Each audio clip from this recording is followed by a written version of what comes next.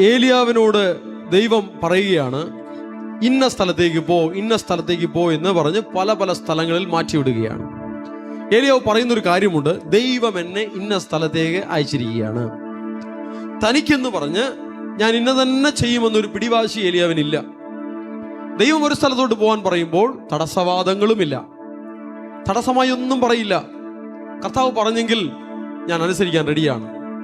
ശമൂവേൽ ദൈവശബ്ദം കേട്ടപ്പോൾ ഏലി ശമൂവേലിനെ ഉപദേശിച്ചു, അരുളി ചെയ്യണമേ, അടിയൻ കേൾക്കുന്നു.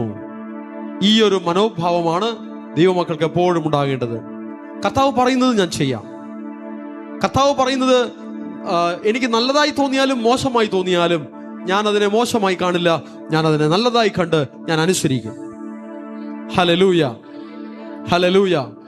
ലോകത്തിന്റെ കാര്യങ്ങളുമായും ലോകത്തിന്റെ മക്കളോടും ദൈവത്തിന്റെ കാര്യങ്ങളെ താരതമ്യം ചെയ്യരുത്. അങ്ങനെ താരതമ്യം ചെയ്യുന്നവർ ദൈവകൃപയിൽ നിന്നും വീണുപോകും. ദൈവത്തിന്റെ വചനങ്ങളെ നന്ദിയുള്ള ഹൃദയങ്ങളോടെ ഏറ്റെടുത്താൽ അവർ അനുഗ്രഹിക്കപ്പെടും, മാനിക്കപ്പെടും, ഉയർത്തപ്പെടും.